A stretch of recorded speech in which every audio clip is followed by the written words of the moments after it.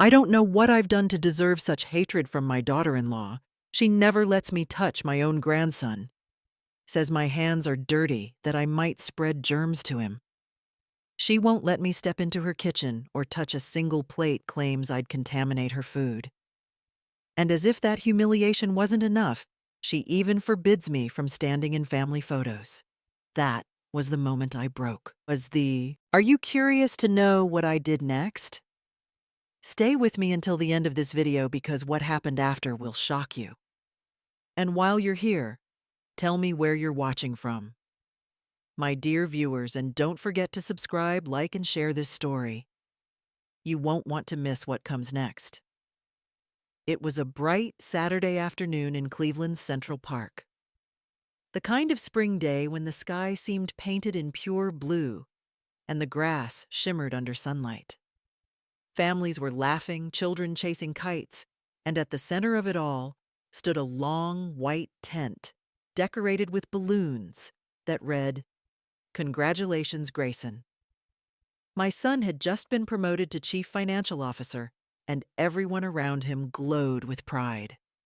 I arrived early, wearing a soft blue dress I had sewn myself years ago, holding a box of homemade lemon bars, still warm from the oven. Lane, my daughter-in-law, was already there in her white designer suit, phone in hand, her sunglasses perched on top of her head. When she saw me approach, her lips curved in a polite smile that never reached her eyes. She leaned toward another woman and whispered just loud enough for others to hear, "Baked goods like these are so rural. Who even eats that anymore?" Then she quietly slid my box of lemon bars to a side table behind a tower of cupcakes from a luxury bakery. I stood still for a moment, pretending not to notice, arranging paper plates and napkins instead. Around us, the chatter continued, talk of stocks, travel, and fine wine. Grayson laughed heartily with his colleagues, taking group photos, his arm around Lane's waist, too busy to notice me sitting quietly near the corner of the tent. Someone behind me murmured, "Is that his mother? She looks so plain." The words brushed against me like cold wind. I smiled faintly, keeping my eyes on the grass where the sunlight danced. I told myself I was proud that a mother's place was behind the scenes, silent but steadfast. Yet somewhere deep inside, a small crack opened a tremor I couldn't ignore. As laughter rippled across the park, I smoothed my dress and watched the people who had become my son's world. They were polished, confident, perfectly distant. I realized that in their eyes I was no longer Charlotte Sullivan, the woman who worked 2 jobs to send her son to college. I was simply the old mother with country-style desserts, sitting alone under the bright Cleveland sky. When it was time for the family photo, I smoothed the front of my dress and stood up from the folding chair. My hands trembled a little as I tucked a loose strand of silver hair behind my ear. The photographer called for everyone to gather, and I walked slowly toward the group, standing under the balloon arch. Grayson was in the center, tall and handsome, with Lane glowing beside him. I tried to stand near the edge, not wanting to be in the way. Lane turned toward me with that practiced smile, her voice dripping with sweetness that only I could hear for what it truly was. "Are you sure you want to be in this one, Charlotte? This photo is for the magazine announcement. It might be awkward." A few people around her chuckled politely, unsure whether to agree or look away. I froze for a second, feeling the heat rise to my face. I managed a small nod, trying to steady my breath. "It's all right," I whispered. "I'll just stand here on the side." As I stepped closer, the damp grass shifted under my shoes. Before I could adjust, Lane's manicured hand pressed against my shoulder, gentle at first, then suddenly firm.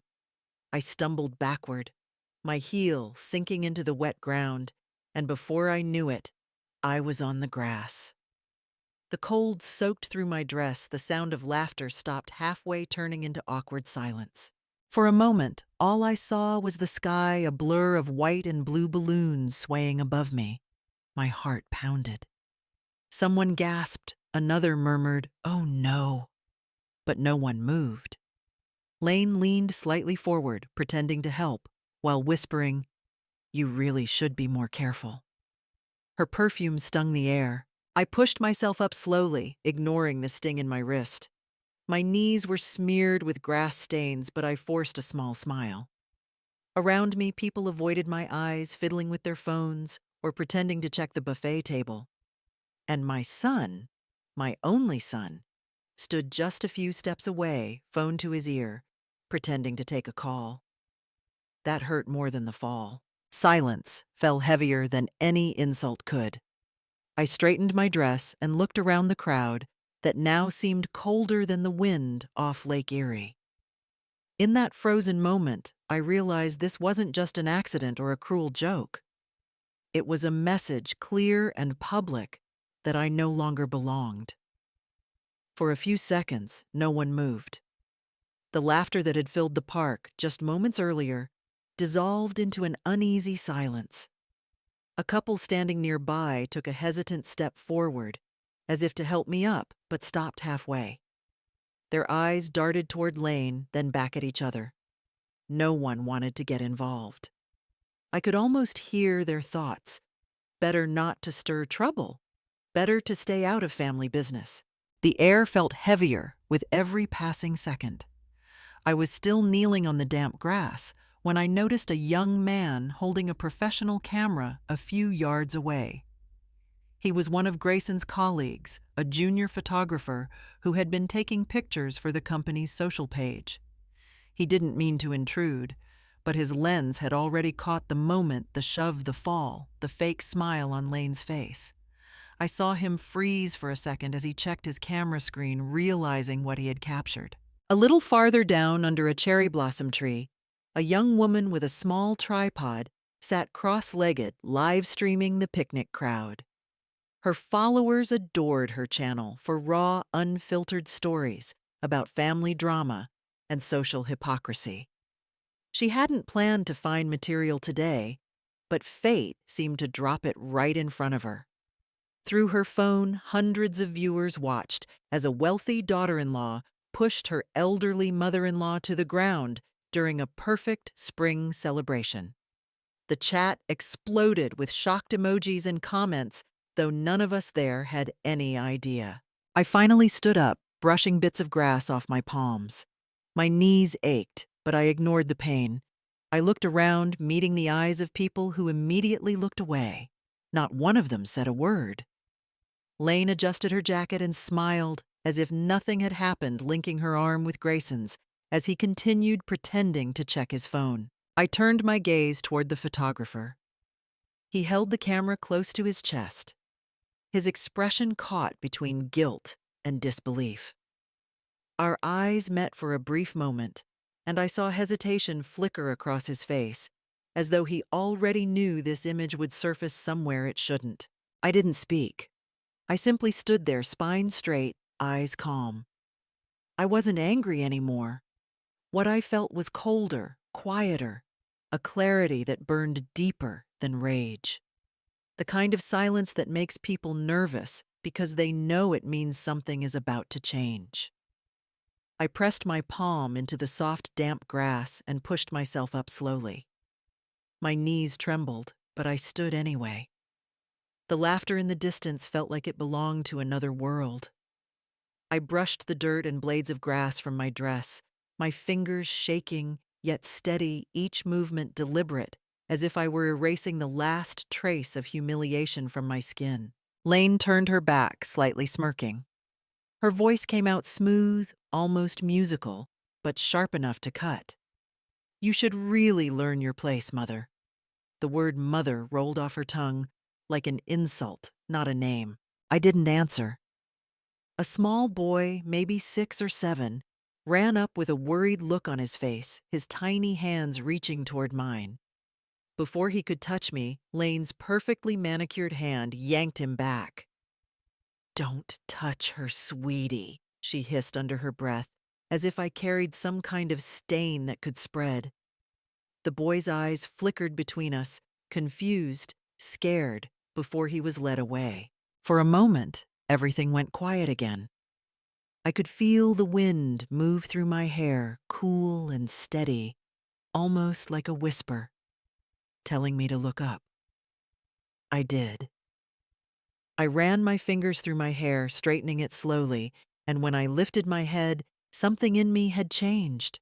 The embarrassment was gone. The fear was gone. What remained was a stillness, a deep, unshakable calm that frightened even those who watched. Around me, conversations faltered.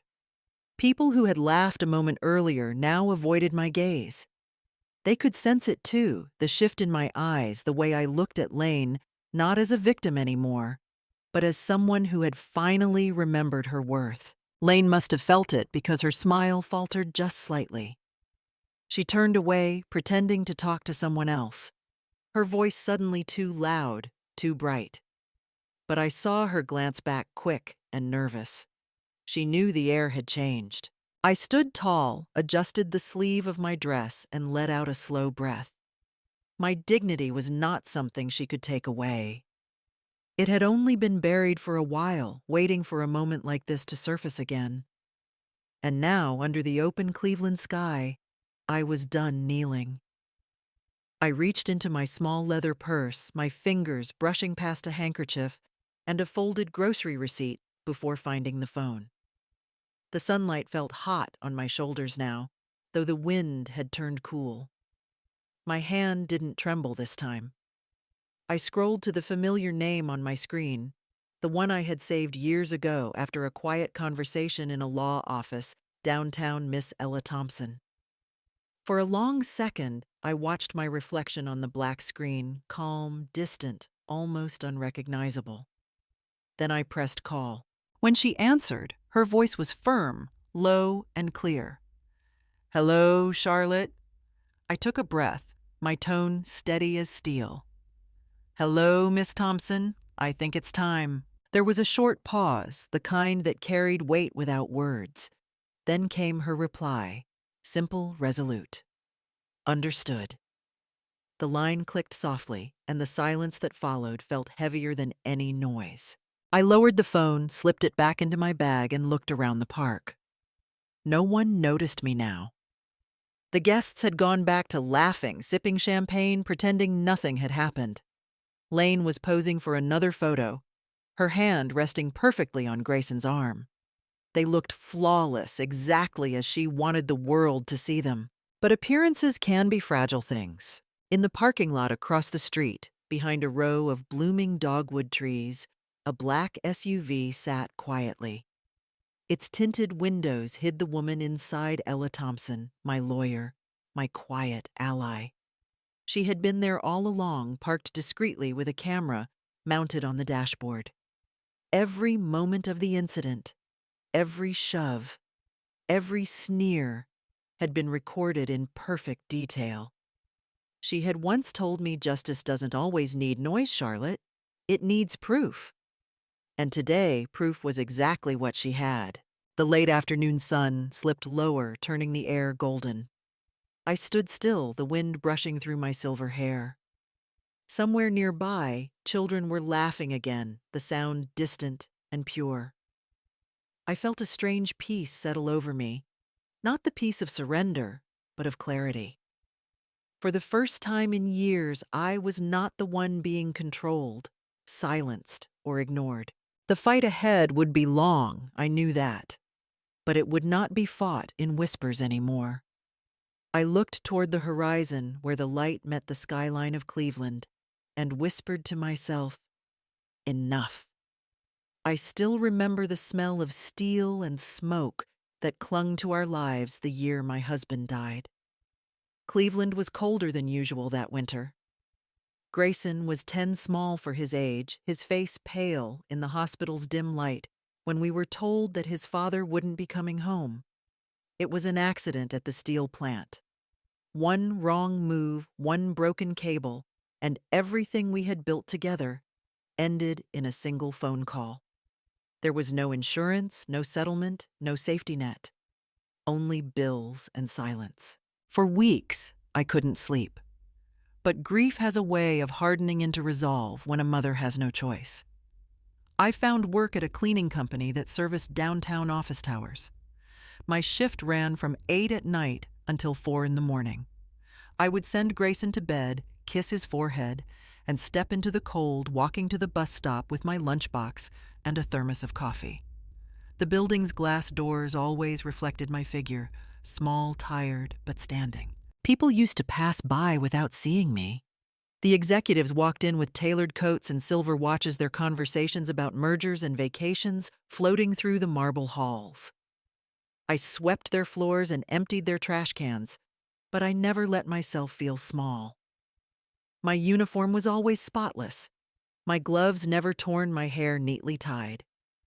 I used to tell myself, cleanliness isn't a job, it's dignity.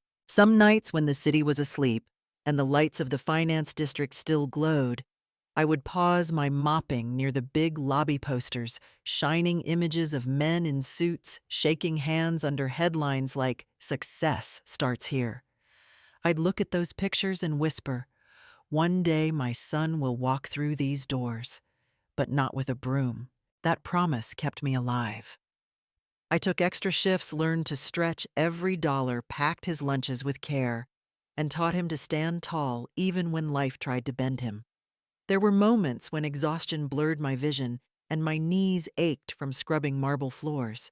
But each dawn that broke over Cleveland reminded me why I kept going. I wasn't just cleaning floors, I was clearing a path for him. Grayson had always been a bright child, sharp, disciplined, hungry for more than the life we had. When the acceptance letter from Ohio State University arrived, I cried quietly in the kitchen, holding the paper against my chest like it was made of gold. All those nights scrubbing floors, saving pennies, skipping meals had finally meant something. My son was going to college. But little by little, something in him changed. He became careful about what he said when I called. He avoided mentioning friends, professors, or events. When I asked if he needed help with books or rent, he always replied, "It's fine, Mom. Don't worry about it." His tone was kind, but there was distance there, like he was talking to someone he respected, but didn't quite want others to know existed. One spring afternoon, the university held a parent meeting. I had just finished my night shift. My uniform smelled faintly of cleaning solution, and my hands were rough despite the gloves. I didn't have time to change, so I pinned my name tag, neatly washed my face in the restroom, and took the early bus to campus. I was proud, nervous, and excited to see the world my son was building. When I entered the auditorium, rows of parents sat in tailored suits and perfume. I found a seat near the back. Grayson spotted me from across the room, his smile faltering just a little. During a break, I approached him with a sandwich I had packed. But before I could hand it to him, I heard a girl whisper to her friend, "Is that his mom?" The janitor. Their laughter was quick, quiet, but enough. Grayson's shoulders stiffened. He turned away, face lowered, pretending to scroll through his phone. Something inside me cracked, not loud but deep. I forced a smile, placed the sandwich on the table beside him, and said softly, "Eat this later, sweetheart." He nodded without meeting my eyes. I walked out of the hall, head high, even as the walls seemed to close in. After that day, he stopped inviting me to visit campus. When I asked about his professors or his new apartment, he always changed the subject. I knew what it meant, though. He never said it aloud. At work that night, while mopping the marble floor, a coworker noticed my silence and asked if I was all right. I smiled faintly and replied, "Kids are like that. One day they'll understand. All I have to do is live decently." Then I kept scrubbing the scent of polish filling the empty hallway. I told myself, love didn't need to be seen to be real. But it still hurt to be erased by the very child you raised. The year I turned 50, something inside me shifted. I had spent decades cleaning other people's offices, mopping marble floors that shone under lights I could never afford to turn on at home. But one evening, as I sat in the break room sipping lukewarm coffee, a notice pinned to the wall caught my eye. City of Cleveland. Community Environmental Management Program for Veteran Workers. It was a training course for long-term employees designed to help us move into supervisory positions. I remember touching the paper gently, as if afraid it might vanish. I applied the next day. Classes were held at the community college twice a week after my night shift. I would finish cleaning at 4 in the morning, go home to shower, and be in class by 8. It wasn't easy. Some nights my eyelids felt as heavy as stones, but I refused to miss a single session. I was the oldest in the group, but when the instructor asked why I was there, I answered simply, "Because I'm not done growing yet." After a year, I earned my certificate and was promoted to regional supervisor. It wasn't a grand title, but it meant I now oversaw multiple cleaning contracts, including those for government buildings. I managed budgets, inspected work sites, and made sure my team was treated fairly. The same executives who used to ignore me now greeted me with polite nods in the hallway. I learned to speak their language: budgets, proposals, efficiency, but I never forgot who I was. With every paycheck, I saved a little more. I met a kind accountant named Foster, who helped me open an investment account and explained how city housing funds worked. I listened carefully, took notes, and started putting money into a small real estate trust and a few stable company stocks. I didn't tell Grayson. He was busy climbing his own ladder, and I wanted him to think he was leading the way. By the time I turned 60, my mortgage was fully paid off. The house wasn't large, but it was mine, quiet, clean, and surrounded by lilacs I planted myself. My savings had grown to more than $300,000. I still worked, still wore my uniform neatly pressed every morning, and still took the bus downtown. My neighbors thought I was just a kind widow who liked her routine. I didn't correct them. I didn't need to. People often mistake simplicity for poverty. But I had learned long ago that real wealth doesn't need witnesses. It just needs patience.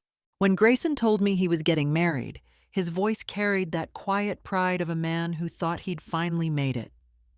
Her name was Lane Carter, a lovely, polished young woman from a well-off family who worked in media relations. I had seen her once before, all bright smiles and expensive perfume, the kind of confidence that came from never having to check a price tag. I told him I was happy for him. And I meant it, though something in my chest tightened that night as I washed the dinner plates alone. The wedding was held in Miami at a beachfront resort where the ocean seemed to glow turquoise even under the clouds. The Carter family spared no expense. White roses, gold-rimmed glasses, a live orchestra. It looked like something out of a magazine. My invitation, however, was not for the ceremony itself.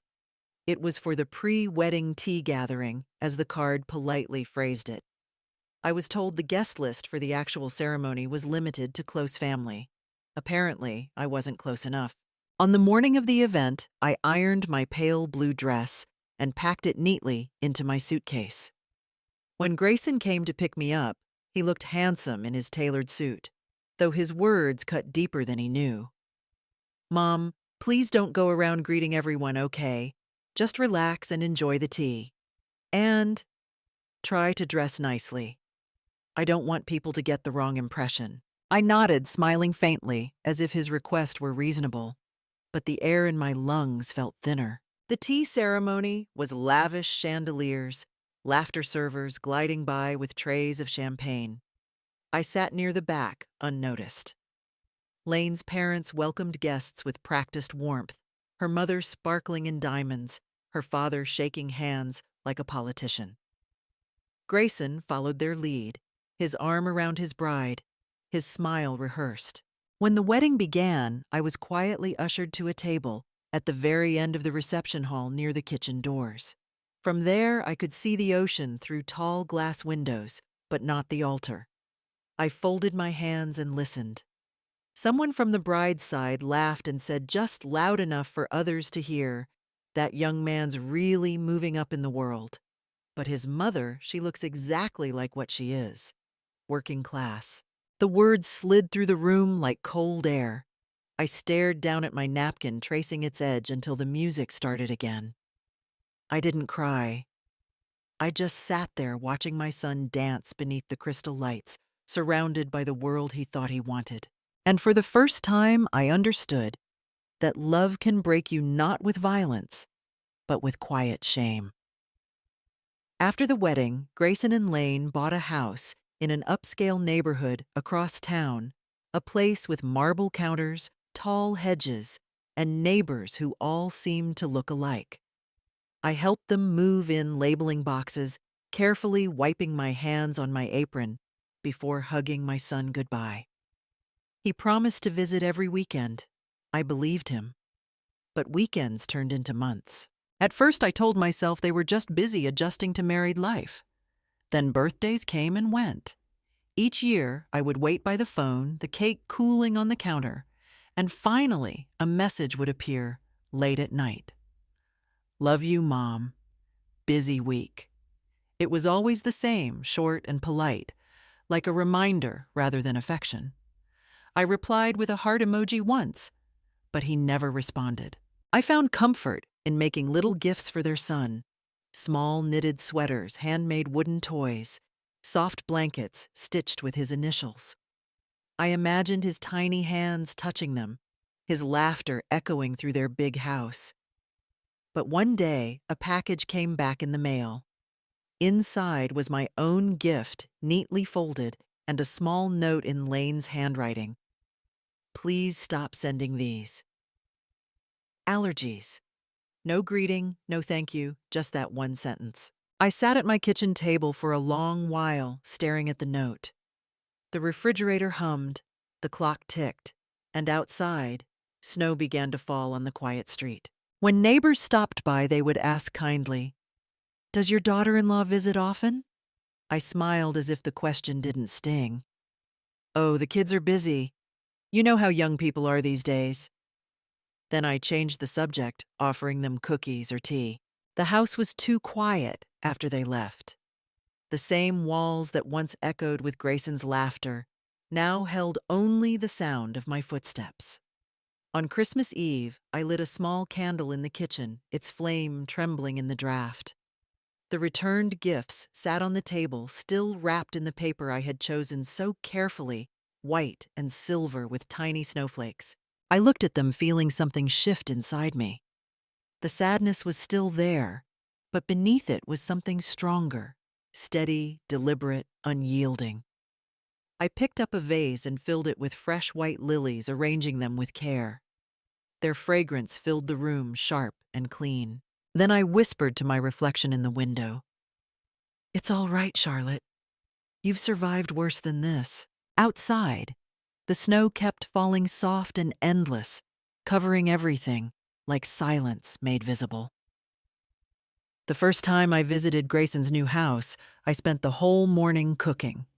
I made beef stew, the same recipe his father used, to love the same one I had cooked every birthday since he was 10. The smell of simmering garlic and onions filled my little kitchen, and for a moment I felt happy, useful again. I packed it carefully into a thermos bag, tied a blue ribbon around the handle, and took the bus across town.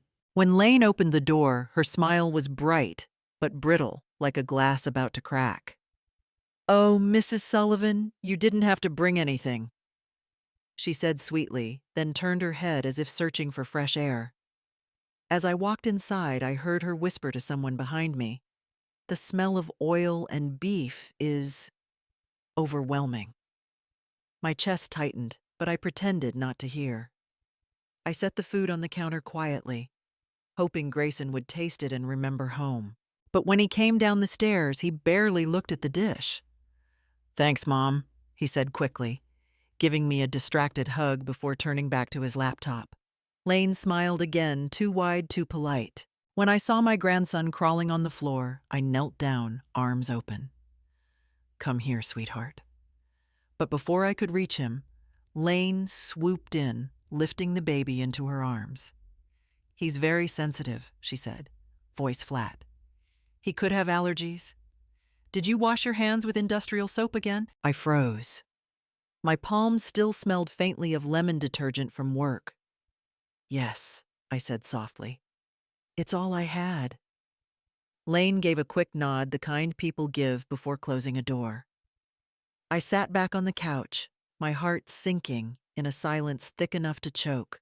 Later that afternoon, as I left, I glanced toward the kitchen trash can. Inside, beneath a layer of paper towels, I saw the small gift I'd brought for the baby, a pair of knitted socks with blue buttons, and the little card that said, "Love from Grandma." The tag was still clean, unwrinkled. They hadn't even opened it. I walked out quietly, feeling the cold air hit my face like a wake-up call. I told myself not to cry, not there, not where they could see. But something inside me changed that day. Each visit after that followed the same rhythm: the polite smile, the cold tone, the careful distance. Yet I began to notice more the way Lane's eyes flickered when I spoke, the way Grayson avoided choosing sides, the way gifts disappeared after I left. And though I still arrived with a smile, something sharper was forming beneath it, a quiet suspicion, deliberate and growing. The kind that doesn't explode but waits. The fever came fast and fierce. One night, I went to bed with a cough, and by morning my body was burning. The next thing I remembered was my neighbor, Mrs. Cooper, standing over me with worry in her eyes and a phone in her hand. She called an ambulance before I could protest.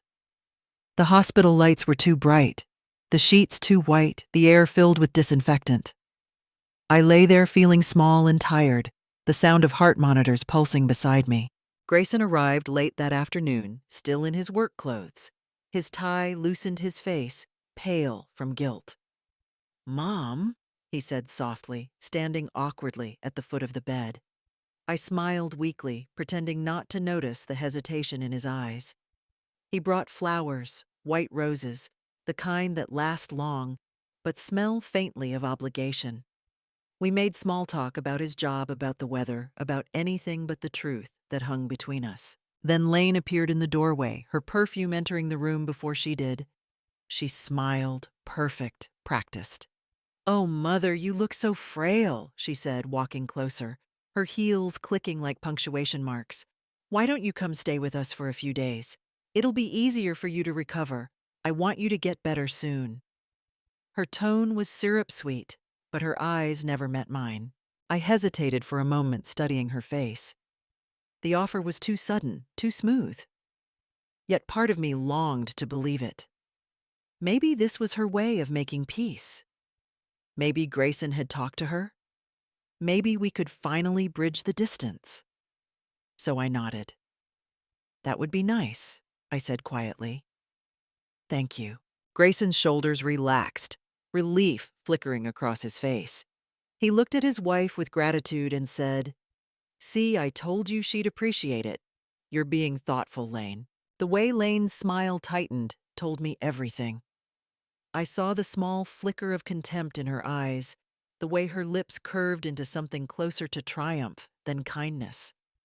That one sentence, his praise, was all she needed to confirm her power. She touched his arm lightly.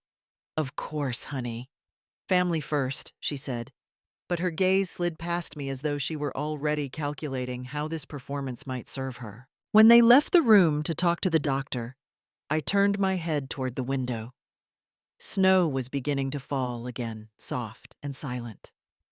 I could see my reflection faintly in the glass, older, thinner, but calm. I told myself this was a chance, not a trap. A chance to see them up close, to understand what kind of home my son now lived in. But deep down, a voice whispered differently. "Be careful, Charlotte. You're walking into her stage." The house was beautiful on the outside, marble floors, soft lights and fresh flowers on the table, but inside it was colder than any winter I had ever known.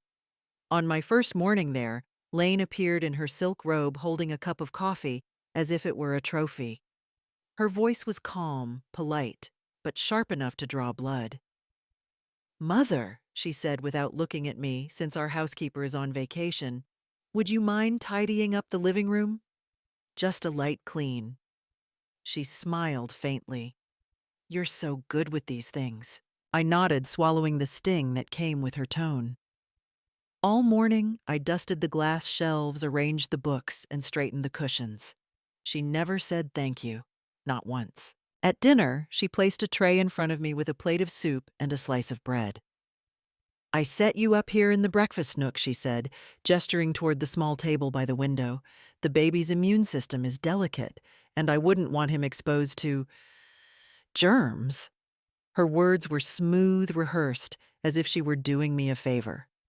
In the dining room, I could hear Grayson laughing with her and their son, the sound muffled by the half-closed door between us. I ate quietly, spoons scraping against the porcelain, pretending the silence didn't hurt. When Grayson left for a 3-day business trip, the mask finally slipped. Lane no longer bothered with politeness. "Since you're here," she said one morning, "could you help mop the floors and hang the laundry?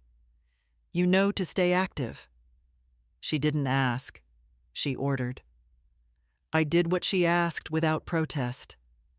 Every rag I wrung out, every shirt I folded became part of a quiet ledger in my mind, a record of small humiliations. On the 3rd day, she came into the living room carrying a neat stack of papers in a folder. Her nails were painted pale pink, her expression practiced. "Mother, I need a small favor," she said, setting the papers on the coffee table. "It's a medical authorization form, so if you ever get sick again, I can handle your hospital paperwork. It'll save Grayson a lot of stress." The title on the document read Healthcare Proxy, but as she spoke, I noticed a faint watermark underneath Power of Attorney. The lines of text were oddly formatted, some words slightly misaligned. Someone had edited this.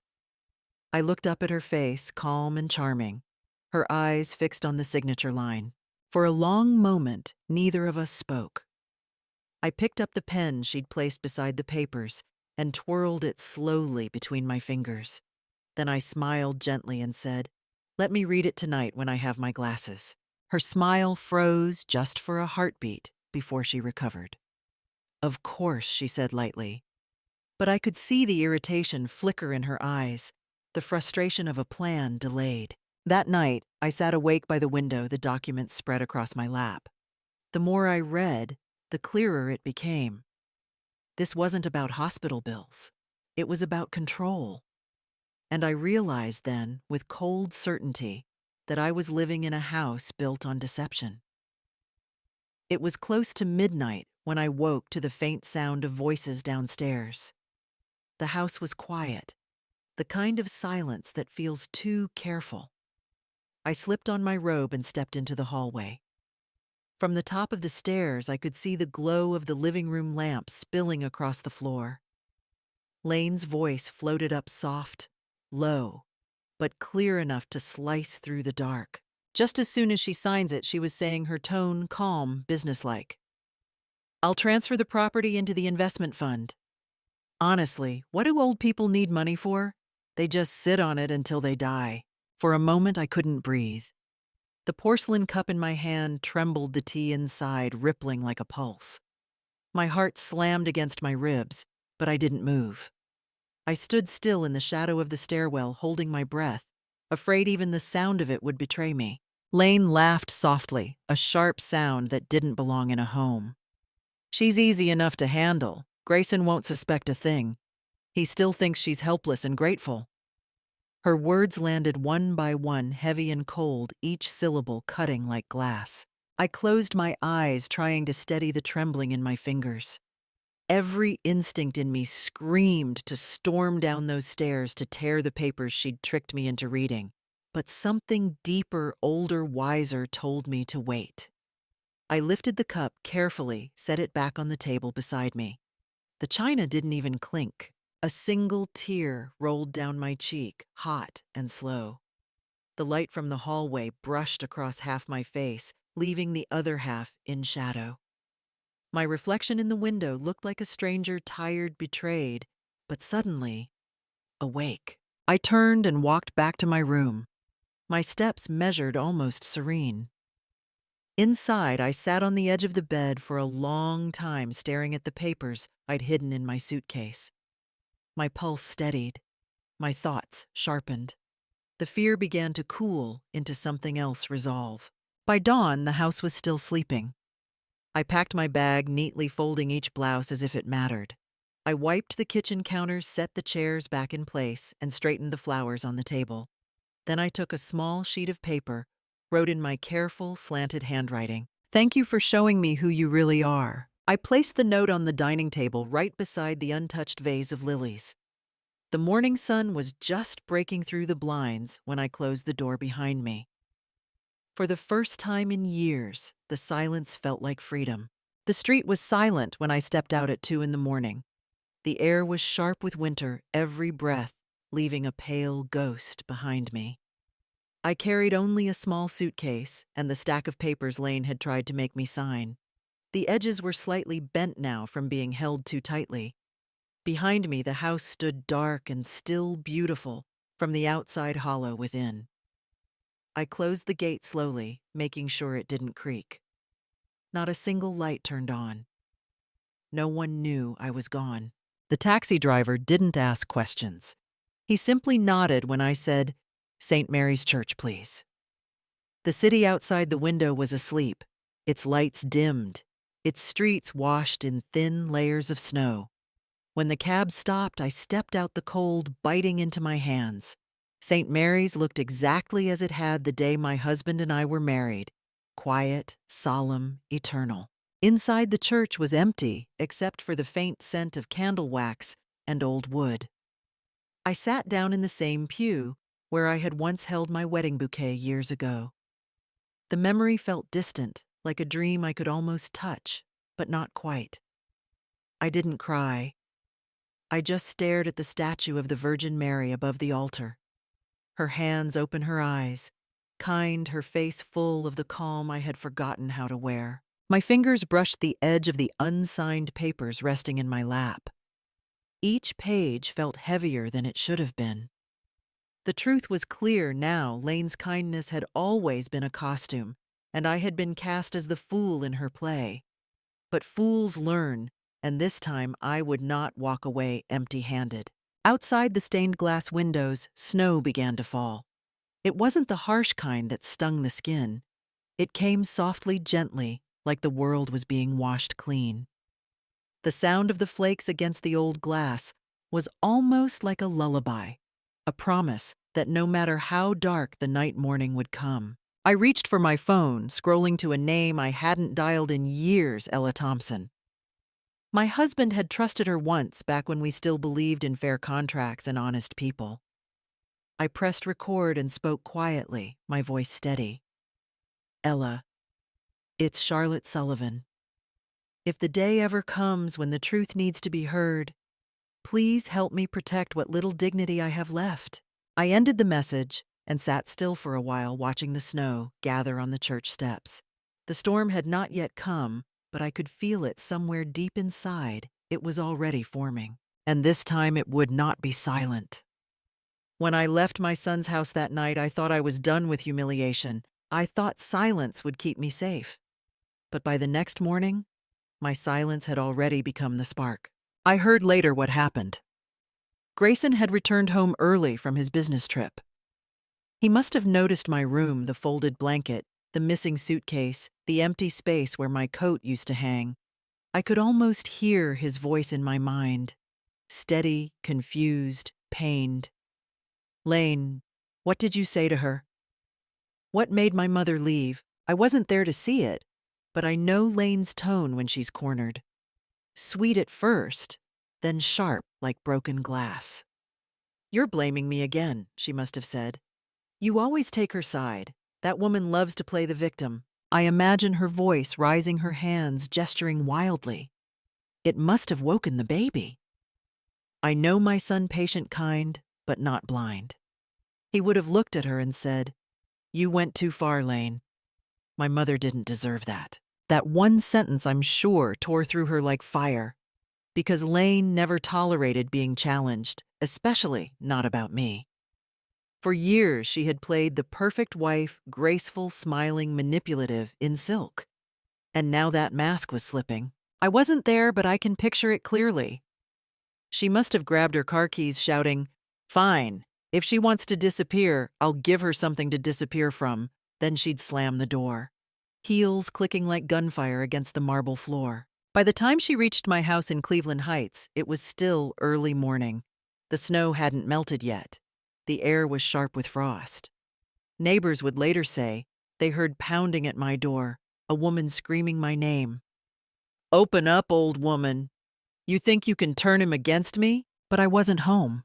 I was already miles away. When she realized no one would answer, her rage must have consumed her. Inside that quiet house, she saw the porcelain vase sitting by the window, the one my husband gave me on our 10th anniversary. The last thing of his I had left. I imagine her lifting it, her hands trembling not from sorrow, but from fury, and hurling it to the floor. It must have shattered loudly, echoing through the empty rooms. What she didn't know, what she couldn't have known, was that I had installed a small security camera months earlier. A simple precaution, part of the Elder Protection Act the city recommended for seniors living alone. That camera caught everything: the shouting, the insults, the crash. And when I later watched the footage, I didn't feel anger. I felt clarity. The kind that doesn't scream or weep, it simply knows. For years, Lane thought I was blind. But that morning, she became her own undoing. The notification came just after dawn, a sharp vibration on my phone that cut through the quiet of my small rented room. I reached for it, still half asleep, and saw the alert from my home security system. Motion detected. Living room. My breath caught. I tapped the screen, and a few seconds later the footage appeared. Lane standing in my living room, her face twisted with rage, screaming words I couldn't hear clearly, before hurling my husband's porcelain vase to the ground. It shattered in a spray of white dust and sharp fragments. I didn't flinch. Not anymore. Instead, I reached for my glasses, opened my laptop, and downloaded the video. Every frame, every second, saved carefully to a small USB drive. I slid it into a small velvet pouch, the kind my husband once used for his cufflinks. My hands were steady, not from lack of emotion, but from purpose. The sun had barely risen when I started my car and drove toward downtown Cleveland. I knew exactly where I was going: the office of Thompson & Myers, LLP. It had been years since I last saw Ella Thompson, the young law intern who used to stay late at the building I cleaned. I remembered the night I found her wedding ring under a bathroom sink. She had been in tears, then terrified she'd lost it. I had handed it to her with a smile and said, "You'll do great things one day, Miss Ella. Just remember where you came from." She never forgot. When I walked into her office that morning, she stood up immediately, surprise softening into warmth. "Mrs. Sullivan," she said, "it's been so long. I think it's time our paths crossed again," I told her, placing the USB on her desk. "I need help." Ella plugged it into her computer. As the footage played, she watched in silence once, twice, then a third time. Her eyes darkened with something colder than anger. When the screen finally went black, she leaned back in her chair, crossed her arms, and said quietly, "We don't need to raise our voices, Mrs. Sullivan. The evidence will speak louder than any of us ever could." I felt something inside me shift, the weight of helplessness beginning to lift. Then Ella opened a drawer, pulled out a thick file, and slid it across the desk. "You came at the right time," she said. "I've just joined the Elder Financial Abuse Task Force, a city-wide initiative to protect seniors from exploitation. We take on these cases for free." For a moment, I couldn't speak. It felt as though life had drawn a perfect circle from the woman who once picked up her lost ring to the lawyer who would now help me reclaim my dignity. Maybe it wasn't coincidence. Maybe it was justice arriving right on time. Ella didn't rush me into filing a complaint. She looked me straight in the eye and said, "Mrs. Sullivan, we're not going to swing the hammer yet. We'll let her dig the hole first." Her voice was calm, precise, the kind of calm that only comes from people who know how justice works. So we made a plan, quiet but deliberate. From that day forward, every word, every text, every cruel remark from Lane became evidence. Ella gave me a small recording device disguised as a keychain. "Keep it on you," she said. "Don't provoke her. Just let her talk. People like her always do." And Ella was right. Within a week, Lane called me twice, her voice dripping with contempt. "You'll regret walking out," she hissed once over the phone. "You think anyone's going to believe an old woman over me?" I didn't answer. I just listened, calm, steady, letting her words hang in the air while the device quietly recorded everything. We also began combing through my bank records. Ella suspected Lane had been accessing my financial information long before the power of attorney scheme. We went through every statement carefully, line by line. And there it was. Small transfers barely noticeable sent to an account under the name C Investments, LLC.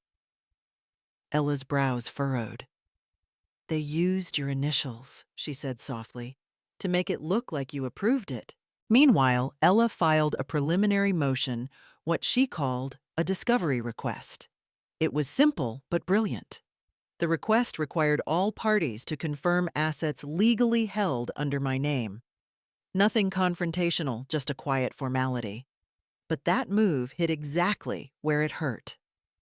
Within days, Lane began calling again, her tone cracking beneath the surface. "Why are their lawyers contacting the bank?" "What did you do?" she demanded. I didn't answer her directly. I just said, "Lane, I'm only following what my doctor and attorney think is best for my health. You don't have to worry." On the phone with Grayson, I kept my tone soft, unchanged. "I'm fine, sweetheart," I told him. "All I want is for you to be happy." I could almost hear the relief in his voice. He still didn't know what was unfolding behind the scenes.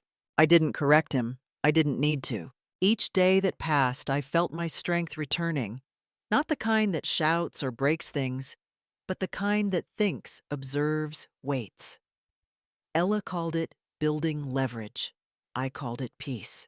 For the first time in years, I wasn't reacting to pain. I was preparing for justice. It was late afternoon when Ella called, her tone quieter than usual, but edged with something urgent. "Mrs. Sullivan," she said, "I think we've found something." I was sitting by the window of my small apartment folding laundry when she arrived 10 minutes later. Laptop in hand, her eyes sharp with disbelief. She turned the screen toward me. "Lane tried to file a mortgage loan using your property as collateral," she said, voice steady but cold. She presented a copy of the power of attorney, the one you never signed as authorization. For a moment, I couldn't speak. My throat tightened, and I set down the shirt I'd been folding. "So it wasn't just hatred," I said quietly. "She wanted my house too." The words came out calm, almost whispering, but inside something heavy finally broke. "Not from sadness, from clarity." Ella sighed. "She underestimated you. And she made her first legal mistake. Fraudulent intent with a forged authorization is a felony. We'll report it to the Elder Fraud Division." Within an hour, she had drafted a formal case file, clean, thorough, unstoppable. She submitted it through her firm's secure channel, triggering an official investigation. From that moment, every financial action Lane took, every account, every transaction, every signature would be monitored under the city's Elder Protection Act. I watched her work in silence, feeling the strange calm that comes when fear turns into resolve. For so long, Lane thought I was too old, too soft, too trusting.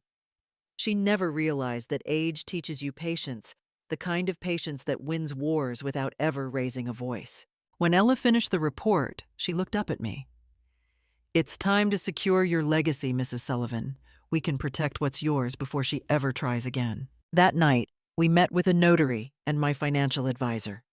I signed a new living trust, transferring my assets into a senior protection fund, one that would support women who'd suffered the same kind of abuse I had. A small portion I reserved for my grandson. "He's innocent," I said softly. "He should know kindness, not greed." Ella smiled faintly. That's the best revenge, Mrs. Sullivan, to turn pain into power. By the time we were done, the paperwork revealed what no one, not even Lane, had ever suspected. I wasn't just a retired cleaner living on savings. Over the years, my investments, my careful budgeting, and the small properties I'd quietly bought under my name had grown into six figures. The next morning, as sunlight spilled through my curtains, I felt no anger, only strength. They once saw me as an old woman clinging to her past. Now I was the one holding the future, and for the first time in years, I smiled. Ella and I met again on a gray Wednesday morning. The air outside her office smelled faintly of rain and new beginnings. She had just finished filing the documents for the elder fraud case when I told her I'm going to give Lane a gift on the exact day she once wished I'd disappear from their lives. She paused, pen in hand, curiosity flashing across her face. A gift? She asked, her tone cautious. What kind of gift, Mrs. Sullivan? I smiled faintly, that kind of smile you learn after surviving too many battles. A family portrait, I said. The perfect one she's always wanted. She'll destroy it herself, and when she does, the truth will finally show. Ella leaned back, studying me for a moment. Then she nodded slowly. You always did know how to make an ending poetic. We both knew what I meant. Lane's hunger for appearances was her greatest weakness. She lived for praise, for the flash of cameras, and the admiration of strangers. So we decided to wait to strike not with anger, but with timing. The perfect moment was coming, the company picnic celebrating Grayson's promotion to Chief Financial Officer. A public event with colleagues, photographers, and family all gathered in one place.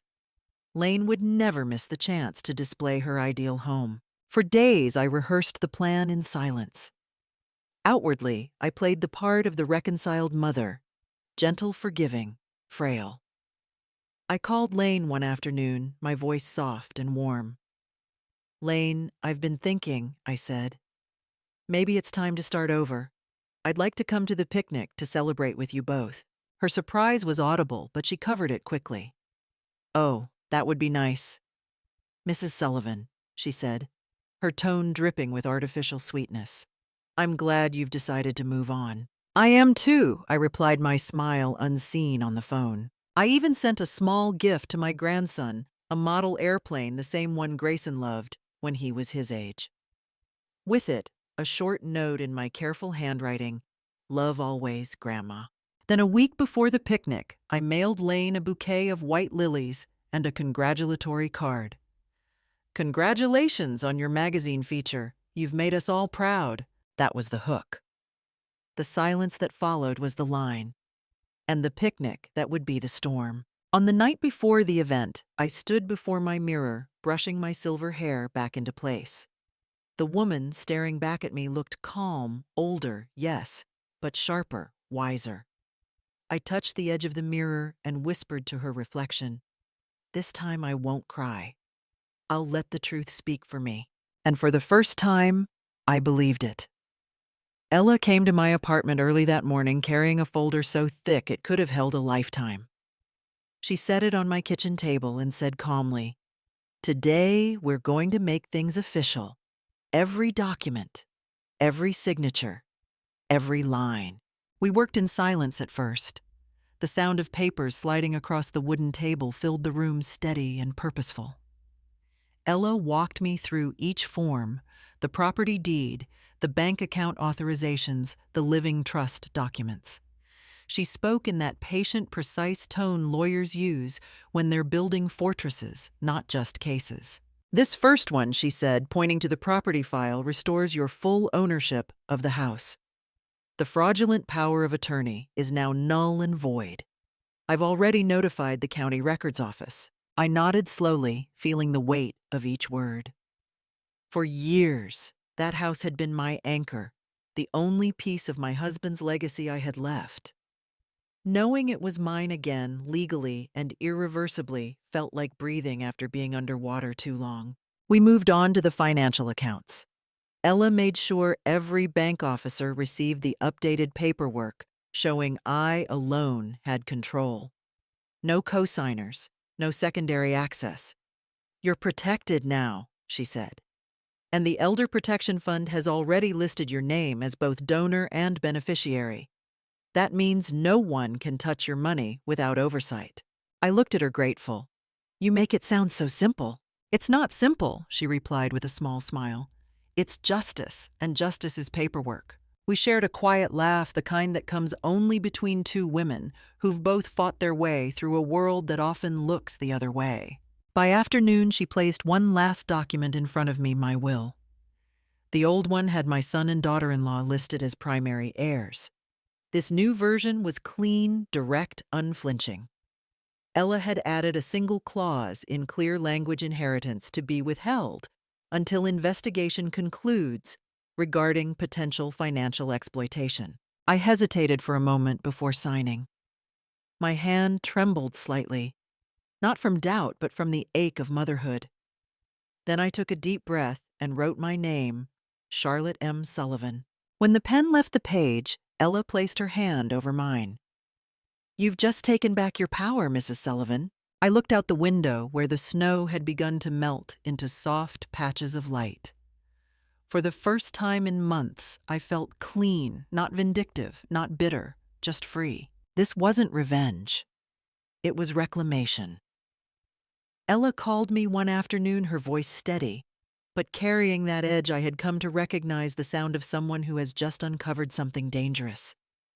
Mrs. Sullivan, she said, I've been reviewing Lane's background through public financial records. There's something you should see. When I arrived at her office, the blinds were half closed, the room lit only by the blue glow of her computer screen. On it was Lane's name, Lane Carter Sullivan, followed by a case reference number. Ella tapped the screen lightly. 3 years ago, her previous employer filed a civil lawsuit against her for internal credit card fraud. She refunded the money so the company didn't press criminal charges. But she looked at me. The file was never formally closed. It's still active in the system. I leaned closer, reading the small text beneath the case summary. Pending review. Subject may be reopened upon new evidence of fraudulent activity. A chill ran through me. So this means, Ella nodded. It means if another accusation is filed, even one related to a different victim, the Federal Review Board can reopen the case under the Federal Fraud Review Act. And this time, it won't be civil. It'll be criminal. For a moment, I said nothing.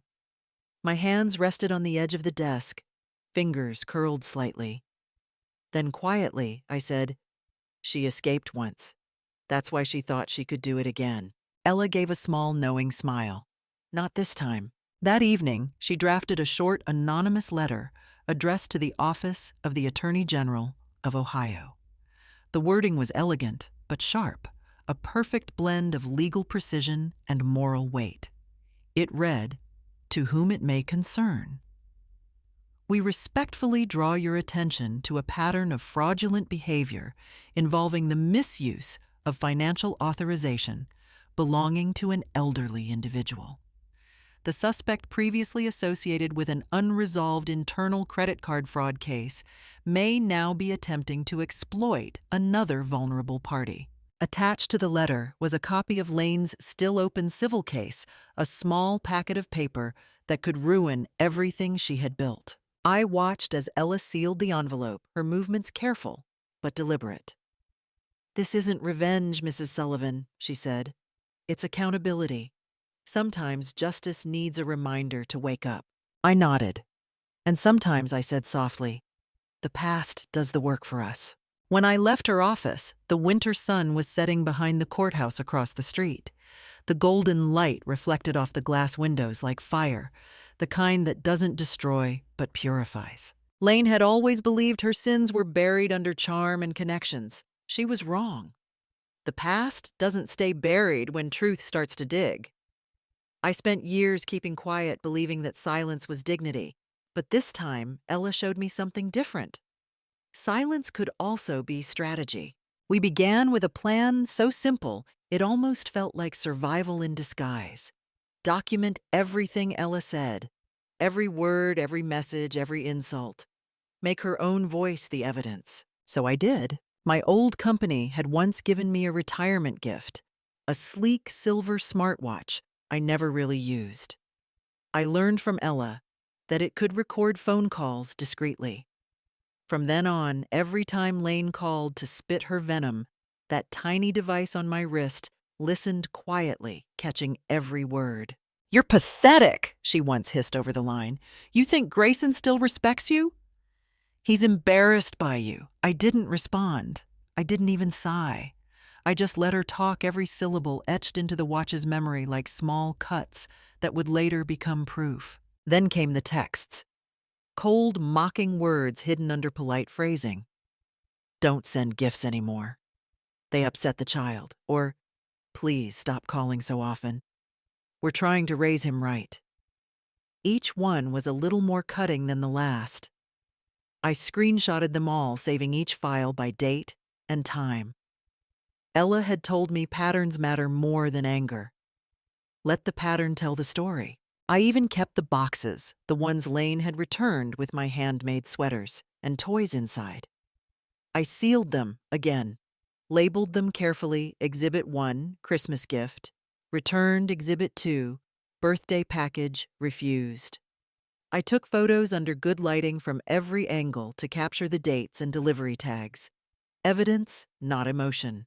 Late at night, I began writing something Ella called a timeline of abuse. It wasn't easy. It meant reliving every wound. For each entry, I wrote the date, the time, what happened, what she said, and how I felt in that moment. I didn't use dramatic words.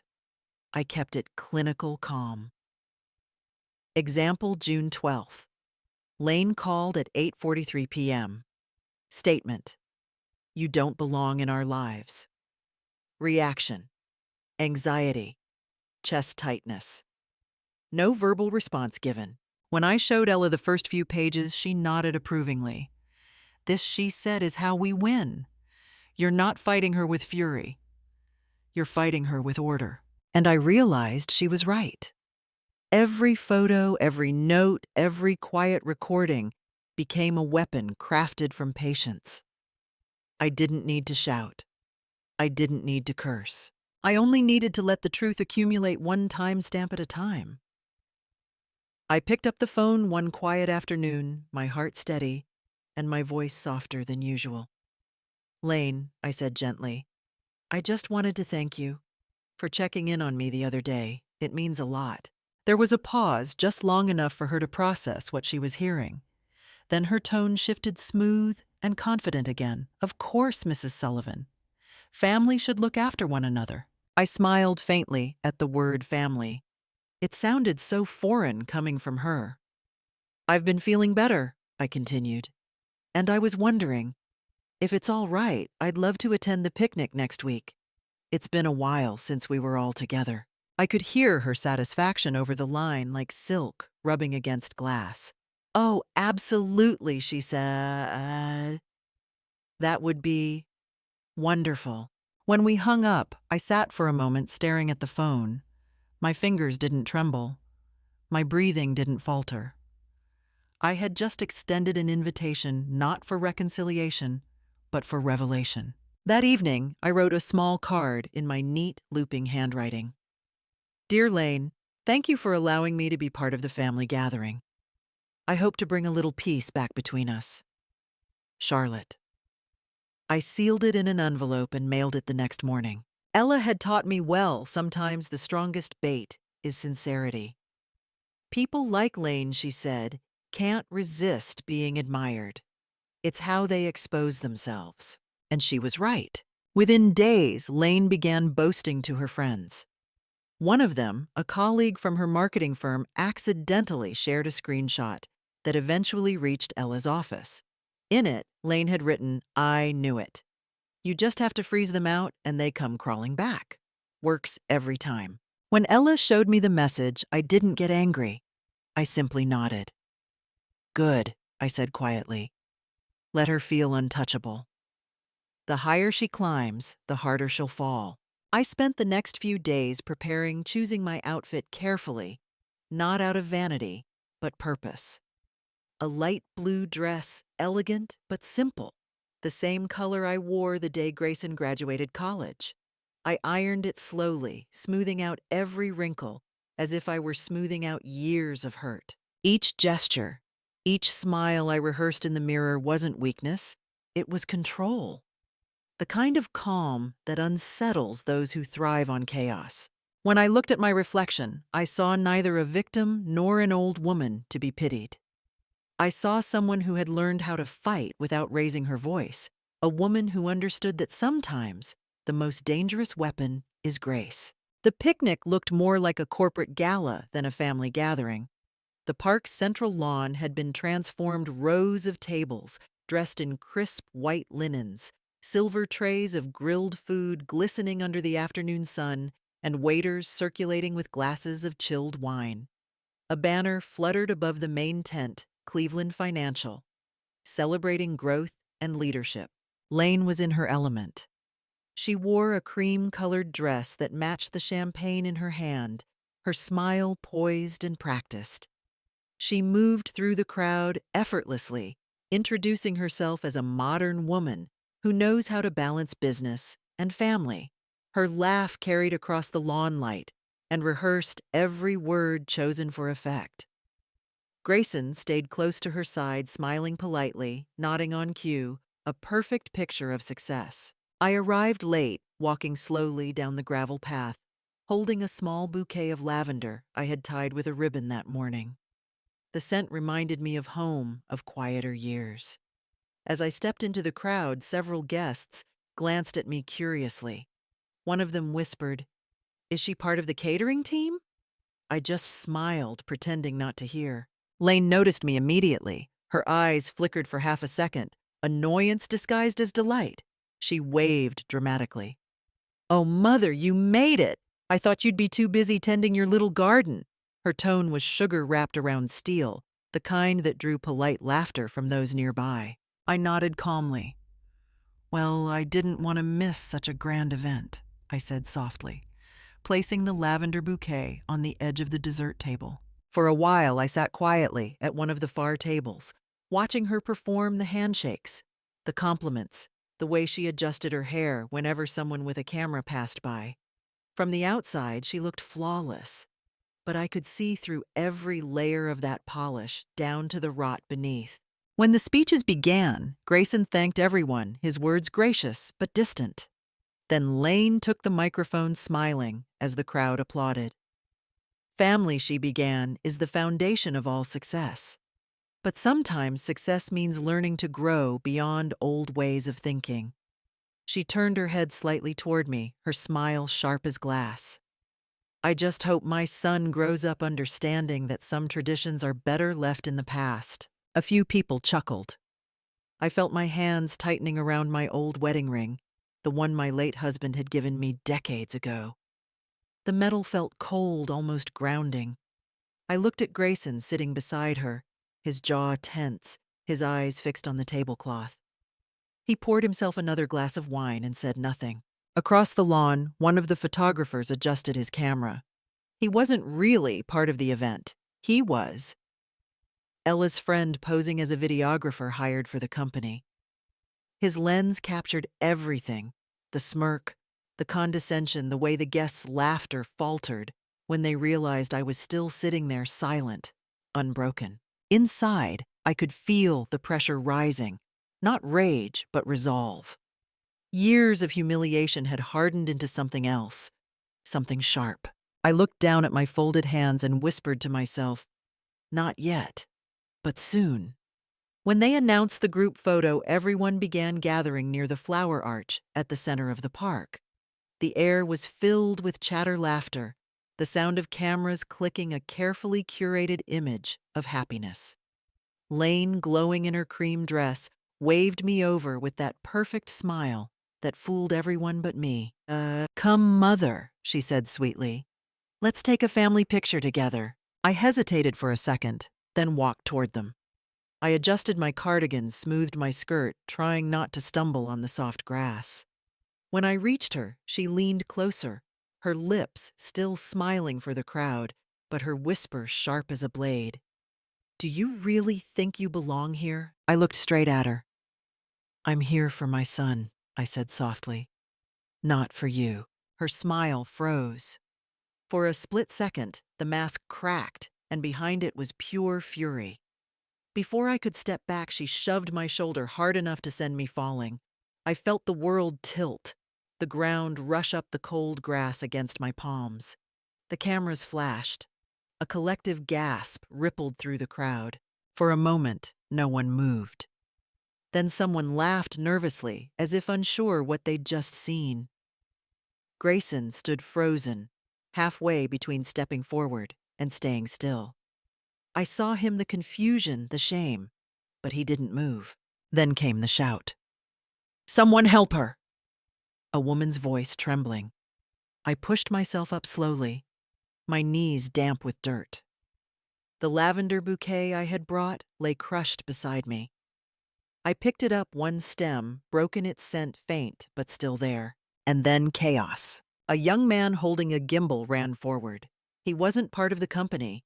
He was a vlogger streaming live from the park, covering community events. His camera had caught everything: the shove, the words, the sound of Lane's voice cutting through the air like glass. "People like you don't deserve to be in this picture," she had shouted. Now her voice echoed across 1,000 screens. Comments began flooding in. A few guests realized what was happening. Phones came out. Whispers spread fast. Lane's smile faltered. She tried to fix her hair to laugh it off. "It was an accident," she stammered, glancing toward the camera. But the damage was done. I stood up straight, brushing off the grass from my dress, feeling the sting in my wrist fade into something else, strength. Around me, the crowd's expression changed from amusement to unease. They saw it now, the cruelty that no longer hid behind charm. I met Lane's eyes. For once, she looked small. The lavender in my hand trembled slightly as the wind passed through. I didn't need to speak. The truth had already found its own voice. The sun was beginning to set when the park lights flickered on, painting the picnic in warm gold. Laughter still echoed from the tables, glasses clinking, music playing softly in the background. Lane was radiant, basking in attention, surrounded by colleagues who toasted to her perfect life. She had no idea the performance was about to end. At that very hour, Ella sat in her downtown office, with me beside her, our faces calm, our hearts steady. On the screen in front of us were folders labeled Video Evidence Audio Recordings and Financial Fraud Documents. Ella clicked Send All. The files went directly to the district attorney's office and the Cleveland Police Department, accompanied by a formal report under the Elder Financial Exploitation Statute. As the progress bar reached 100%, Ella leaned back. "It's done," she said quietly. "Your gift has been delivered." Later that evening, as Lane lifted another glass of wine, her phone began to buzz. Then again, then again. 59 missed calls in less than an hour, all from the same numbers: the local police department, the prosecutor's office, and her former employer's legal team. At the same time, a courier arrived at her home address with a thick envelope marked Urgent Delivery. Inside was a document stamped in bold notice of subpoena: Financial Exploitation of the Elderly and Federal Fraud Review Reinstatement. That was the special gift I had promised. A legal reckoning wrapped in formality, sealed with justice. Half an hour later, the police arrived at the park. The crowd quieted as 2 uniformed officers stepped through the tables, their badges catching the light. The laughter died instantly. Cameras turned, phones lifted. Lane froze mid-sentence, her smile slipping into confusion, then dread. "Mrs. Lane Sullivan," one officer said firmly, "you are requested to come with us for questioning under a court-issued subpoena." Her wine glass trembled. "This must be a mistake," she stammered, glancing around desperately. But no one stepped forward. Her co-workers stared, whispering. Flashlights and camera flashes went off in bursts, capturing every angle of her downfall. Across the lawn, Grayson stood motionless. His face drained of color as the officer read out the charges. Slowly, he turned toward me.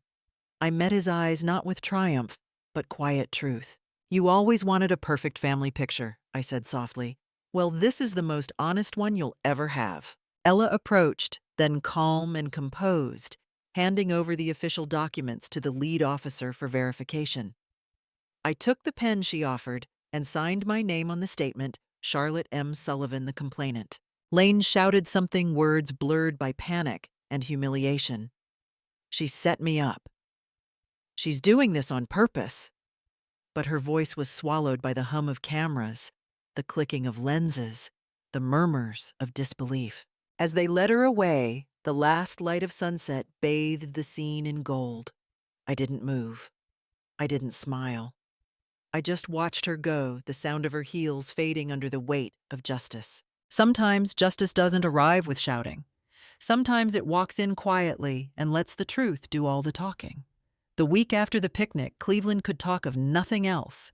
The video, that single, unforgettable clip of Lane shoving me to the ground, spread faster than wildfire.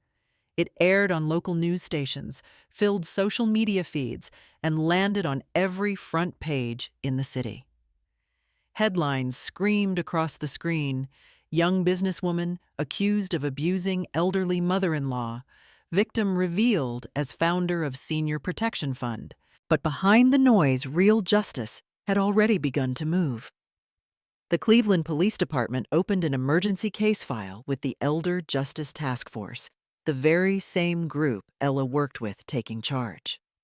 Within hours, warrants were issued. Lane was detained for questioning under 2 charges: elder abuse and financial fraud. When the officers escorted her into the precinct, cameras flashed like lightning.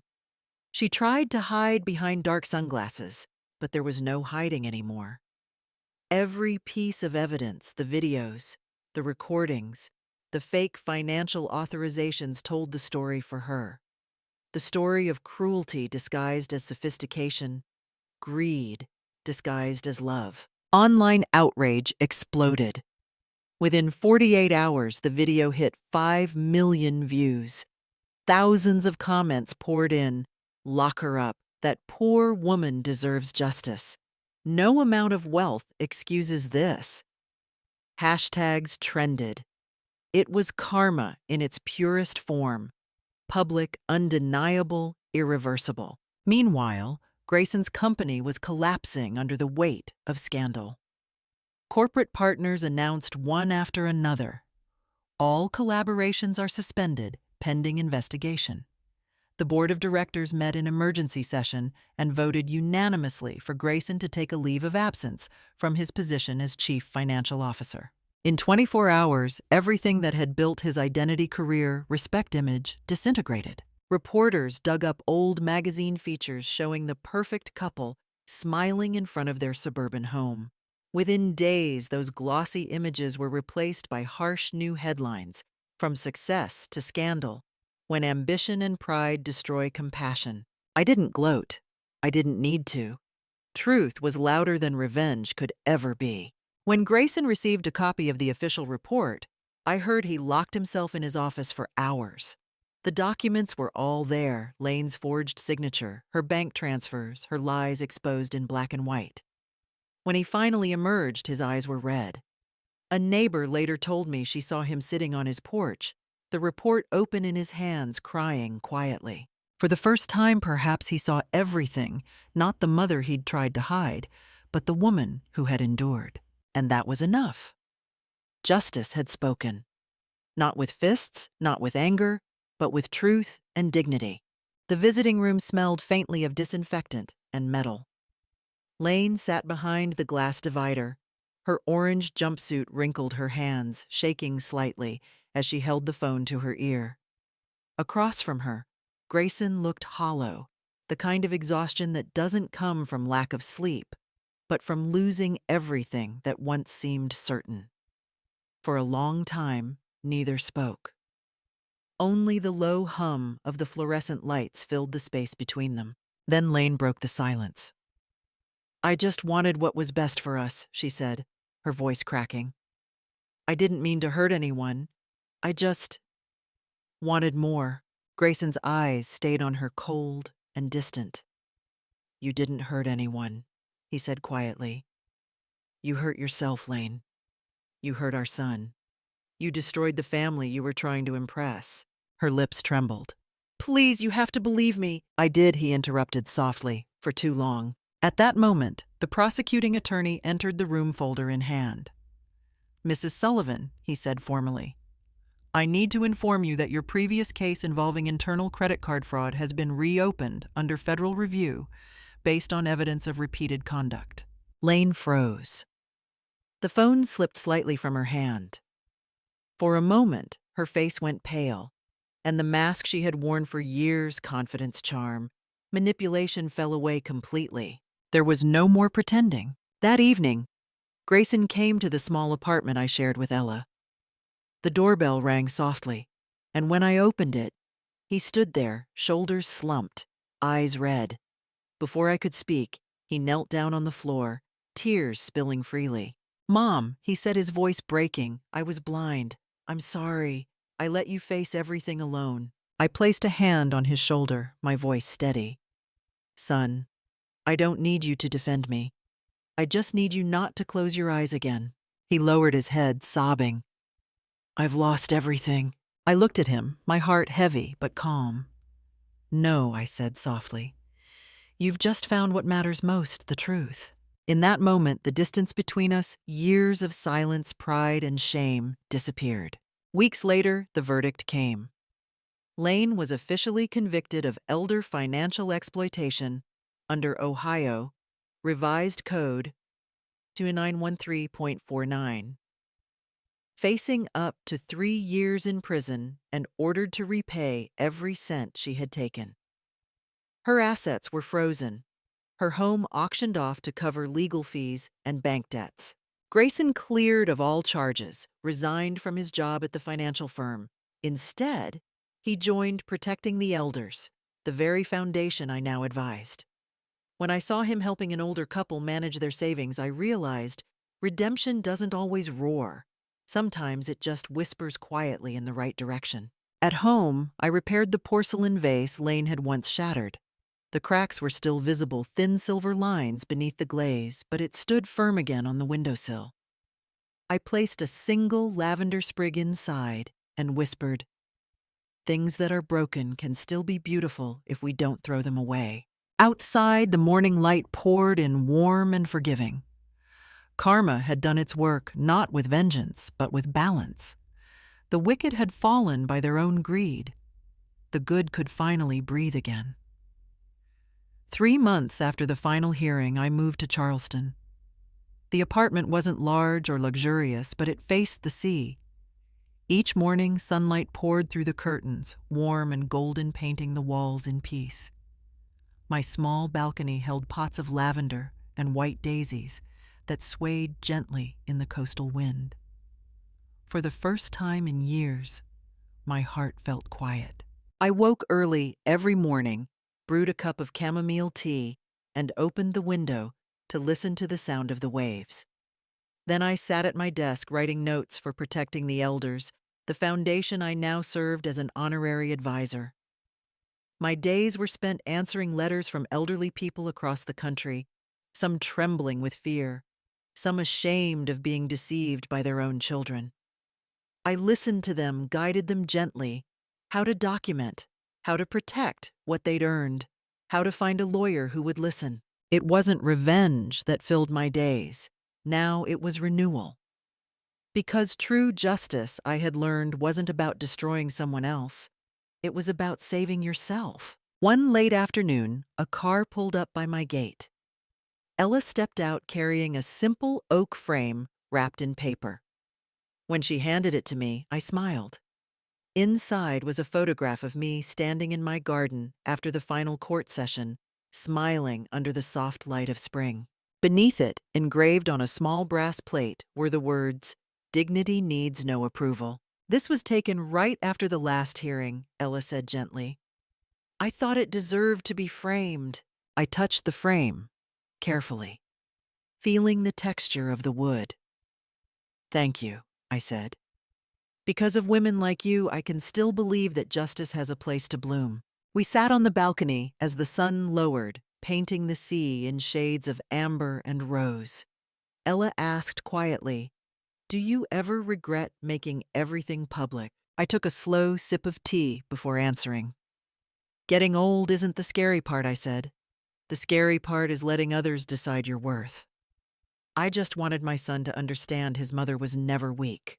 Ella looked at me for a long time, then said softly, "I think you've just taught the whole country what self-respect looks like." The next morning, the mailman knocked on my door with a single envelope.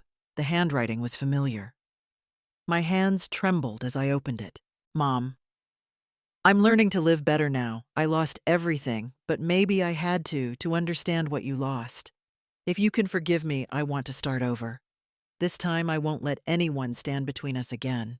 Inside was an old photograph, me, Grayson, and my late husband smiling on a summer afternoon. I turned it over. His words were scrawled across the back in ink. I smiled faintly and placed the photo into the oak frame Ella had given me beside the one that read, "Dignity needs no approval." "Son," I whispered, "I never hated you. I only wanted you to see who I really am." Outside, the waves whispered against the shore.